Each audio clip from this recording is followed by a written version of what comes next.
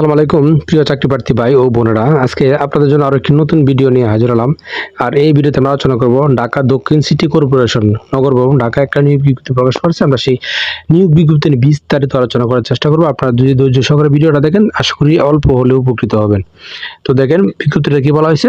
ঢাকা দক্ষিণ city corporation রাজস্ব খাতভুক্ত নিম্নবর্ণিত শূন্য পদ পূরণের জন্য বাংলাদেশে প্রকৃত নাগরিকদের নিকটতে দরখাস্ত আহ্বান করা যাচ্ছে। এখানে টোটালি একটা পদ, এই পদে ওয়ার্ড সচিব পদে তারা 19 জন লোক নিবে, বয়স 18 থেকে 30।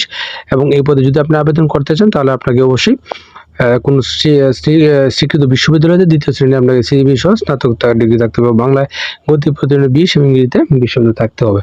এবং এই পদগুলিতে আবেদন করতে গেলে আপনার এই যে শর্তগুলি দেওয়া আছে, অনেক 17টা শর্ত, আমরা এই সবগুলো শর্ত আপনাকে মানতে হবে। তো আপনি এই শর্তগুলোর মধ্যে কিছু কিছু শর্ত যে গুরুত্বপূর্ণ সেগুলো আমরা আলোচনা করব।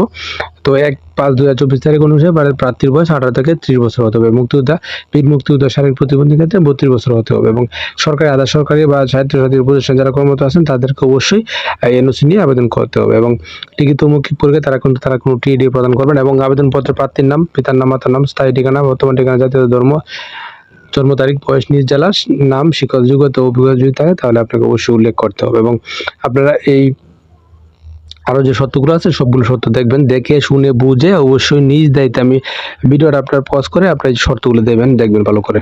এবং আপনি যদি এই পদগুলোতে আবেদন করতে চান তাহলে আপনি কোন ওয়েবসাইটে প্রবেশ করুন। এই ওয়েবসাইট দেওয়া আছে dsscc.teledoc.com.bd, এই ওয়েবসাইটে প্রবেশ করবেন এবং আবেদন করার শুরু তারিখ 15/5/2024 সকাল 10টা, অর্থাৎ মে মাসের 15 তারিখ সকাল 10টা শুরু এবং শেষ 30 তারিখ বিকেল 5টা। এই সময়ের মধ্যে আপনারা আবেদনটা করবেন। এবং আবেদনকারীর আবেদন ফি বাবদ 500 টাকা টেলিডক প্রিপেড মোবাইলে ব্যবহার করে আপনাকে প্রদান করতে হবে। এবং আবেদনপত্রে কোনো সমস্যা হলে আপনারা 121 নম্বরে অথবা এখানে গিয়ে আপনারা সমাধান করতে পারবেন। তো আশা করি বিষয়টা বুঝতে পারছেন।